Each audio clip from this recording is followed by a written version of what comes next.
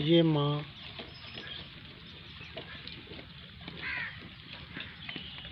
ये इनकी दो बेटियां, एक मुकम्मल फैमिली, बिल्कुल खुश और खुशहाल बैठी हैं।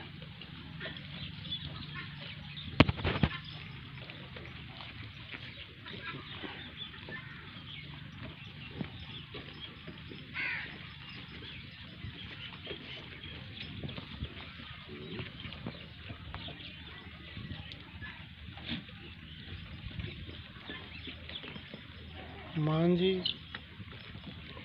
बेटी और उसकी जड़वा बहन।